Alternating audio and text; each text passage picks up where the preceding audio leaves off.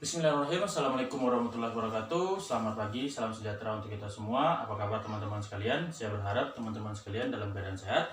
Perkenalkan, nama saya Resan Alif. Masih dalam tugas pedagogik. Kali ini saya akan mempresentasikan mengenai cara mengajar efektif dalam PJOK secara pedagogi. Ya, untuk memiliki kemampuan mengolah pembelajaran, kompetensi pedagogi dengan baik, tentu saja guru perlu memahami unsur-unsur penting yang berkaitan dengan manajemen pembelajaran yang mengajar efektif dalam PJOK secara pedagogi. Ketetapan guru dalam menentukan strategi pembelajaran di kelas sangatlah membantu dalam meraih pembelajaran yang berhasil. Untuk mencapai terciptanya pembelajaran yang berhasil, hendaknya guru mampu mengakomodasi aspek pribadi manusia, mengoptimalkan seluruh kerja otak, dan mampu membangkitkan motivasi yang tinggi dari siswa. Maka kreativitas guru diperhatikan untuk merancang perangkat pembelajaran yang bisa mengakomodasi aspek tersebut pada semua kompetensi. Akan tetapi, setiap anak didik akan dapat menerima pendidikan melalui proses pembelajaran dengan baik apabila kegiatan pembelajaran tersebut disampaikan dengan metode dan pendekatan yang baik pula. Setiap guru memiliki peranan penting dalam keberhasilan proses pembelajaran yang berdampak pada presentasi siswa dan adanya perubahan perilaku siswa dalam kehidupan sehari-hari. Karena itu, sebagian besar keberhasilan siswa ditentukan oleh peranan dan kompetensi guru pengajarnya. Guru yang kompeten mampu menciptakan lingkungan yang belajar yang efektif, kreatif, dan atraktif, serta mampu mengelola kelasnya, sehingga hasil belajar siswa berada pada tingkat optimal. Hubungan guru dan peserta didik akan terjalin secara harmonis, sehingga akan selalu membuat siswa rindu pada pelajaran yang bersangkutan, yang akan berakibat pada tingkat kehadiran siswa dalam proses pembelajaran yang tinggi dan tingkat kedisiplinan yang tinggi pula, yaitu selalu tepat waktu dalam belajar. Menurut Hamsik dalam Sumanto 2003-234, guru yang efektif tampak adalah guru yang manusiawi. Oleh karena itu, dalam mengajar diharapkan guru dapat bersikap adil, demokratis, mempunyai rasa humor, menarik, dan mampu berhubungan dengan mudah wajar dengan para siswa baik perorangan maupun kelompok. Sampai saat ini belum teruji bahwa satu metode pembelajaran memiliki efektivitas lebih baik daripada metode pembelajaran lain dalam situasi belajar. Pemilihan metode pembelajaran yang efektif harus disesuaikan dengan situasi yang hendak diciptakan dan bahan pelajaran yang disajikan. Namun pemilihan metode hendaknya juga mempertimbangkan gerak dan kejiwaan siswa. Metode pembelajaran yang berfokus pada otoritas guru secara berangsur-angsur harus digeser ke arah demokrat sesuai dengan perkembangan gerak dan kejiwaan.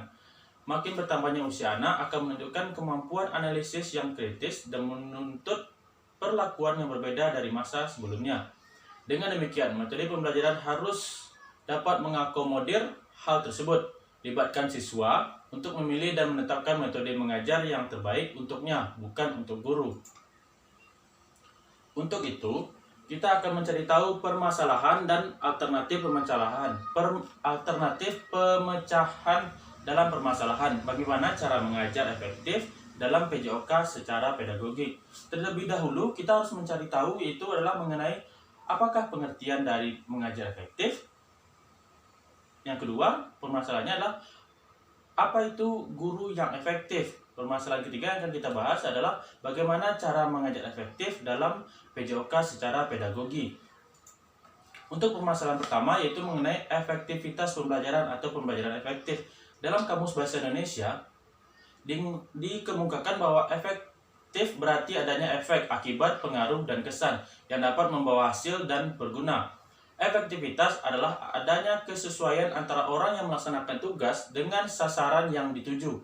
Efektivitas juga dapat diartikan bagaimana suatu organisasi berhasil mendapatkan dan memanfaatkan sumber daya dan usaha mewujudkan tujuan operasionalnya.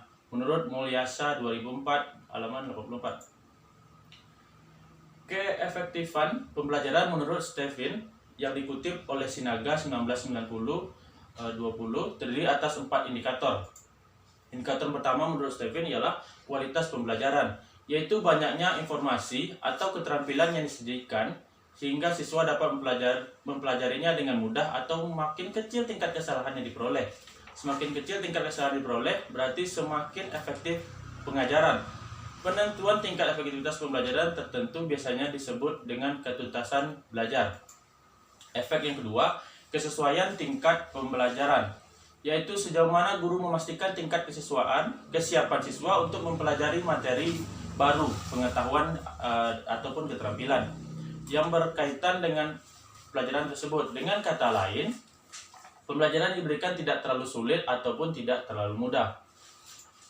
Efek yang ketiga itu adalah insentif, yaitu seberapa besar usaha guru untuk memotivasi siswa untuk mengerjakan tugas-tugas belajar dan mempelajari materi yang diberikan. Semakin besar motivasi yang diberikan guru, maka keaktifan siswa semakin besar pula, sehingga tercipta pembelajaran yang efektif. Efek yang keempat ialah waktu, yaitu makin banyak waktu yang diberikan kepada siswa untuk mempelajari materi disajikan, pembelajaran akan efektif apabila siswa dapat menyelesaikan pembelajaran sesuai dengan waktu yang telah ditentukan. Sementara untuk pendapat pribadi saya ialah, menurut pendapat pribadi saya, efektif apabila ada perpaduan antara kreativitas guru dan siswa dalam pembelajaran. Jadi efektivitas dapat dilihat wujudnya apabila ada peningkatan pada kualitas pembelajaran yang diukur dari keberhasilan siswa dalam memahami materi dan menguasai keterampilan yang diajarkan dalam pembelajaran, sehingga pada akhirnya dapat dilihat hasil akhir bagi siswa apakah mengalami peningkatan. Untuk permasalahan yang kita bahas kali ini adalah apa yang dimaksud dengan guru yang efektif. Menurut Kamus Bahasa Indonesia, efektif dalam hal tindakan atau usaha adalah tindakan yang berhasil. Guru yang efektif adalah guru yang memiliki kompetensi yang luas seperti metode mengajar, kemampuan memberi umpan balik, kemampuan dalam memberi motivasi, mengelola kelas, dan berhasil dalam tindakan proses belajar mengajar yang dilakukan. Efektivitas seorang guru mengarah pada kemampuan atau produktivitas guru dalam menggunakan seluruh kemampuan serta kreativitasnya di kelas, dan bukan terhadap suatu hasil belajar siswa pada saat ujian saja. Permasalahan yang ketiga, bagaimana cara mengajar efektif dalam PJOK secara pedagogi. Kita akan melihat bagaimana cara mengajar efektif dalam PJOK ini adalah mengenai 4 aspek yang harus kita kuasai. Yang pertama ialah aspek manajemen kelas. Untuk aspek manajemen kelas, kita harus memperhatikan yang pertama adalah fleksibel. Kelas diatur secara tidak kaku, kadangkala teratur dan kadangkala bebas terkendali. Yang kedua ialah sama dan adil. Kesempatan belajar dan perlakuan lainnya diberikan kepada seluruh siswa secara adil dan merata. Yang ketiga ialah sikap, respek, disiplin, dan keakraban. Sikap-sikap tersebut merupakan aspek pendidikan yang selalu dikembangkan dalam proses belajar.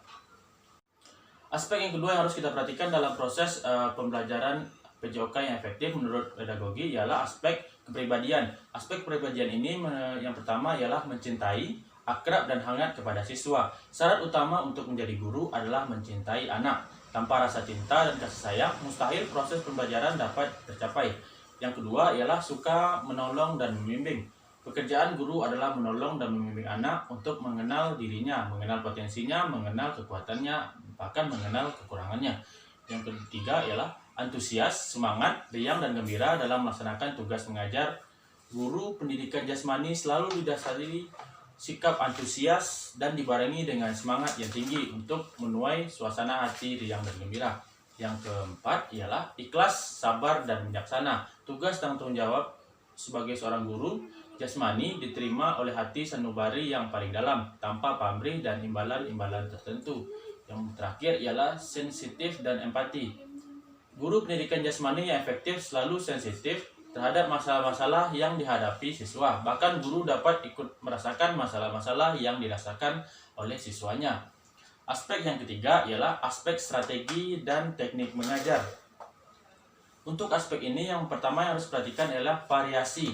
Tujuan yang hendak dicapai oleh pendidik jasmani bersifat majemuk dan mencapainya karakteristik bahan ajar siswa, alat, ruang atau lapangan, dan waktu yang disediakan selalu berinteraksi dengan tujuan yang hendak dicapai. Oleh sebab itu, maka kemampuan penggunaan variasi metode dan mengajar merupakan hal penting yang harus dikuasai guru dan sekaligus merupakan ciri guru yang efektif. Yang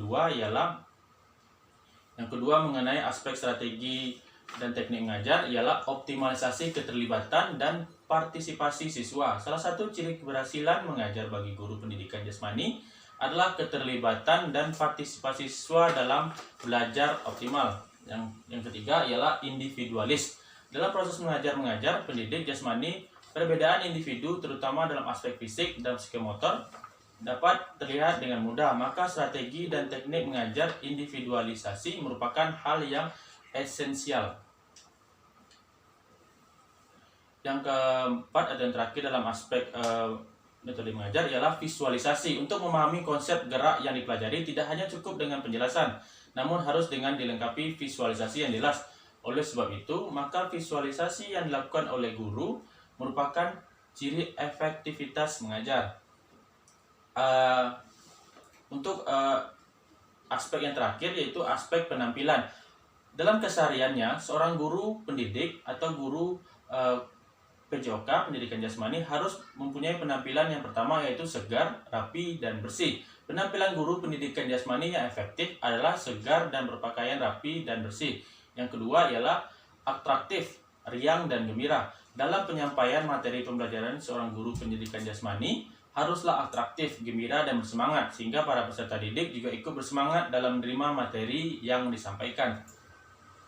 Berdasarkan uraian-uraian saya yang tadi, dapat kita tarik kesimpulan ialah untuk mewujudkan pembelajaran yang efektif ditinjau dari kondisi suasana serta upaya pemeliharaannya, maka guru selaku pembimbing harus mampu melaksanakan proses pembelajaran tersebut secara maksimal. Selain itu, untuk menciptakan suatu kondisi yang efektif dan pembelajaran harus adanya faktor-faktor pendukung tertentu seperti lingkungan belajar, keahlian guru dalam mengajar, fasilitas dan sarana yang memadai, serta kerjasama yang baik antara guru dan peserta didik. Demikianlah presentasi saya mengenai pembelajaran efektif PJOK menurut pedagogi. Saya selaku pemateri, mohon maaf apabila ada kesalahan. Saya akhiri dengan wabillahi taufiq wal hidayah. Assalamualaikum warahmatullahi wabarakatuh.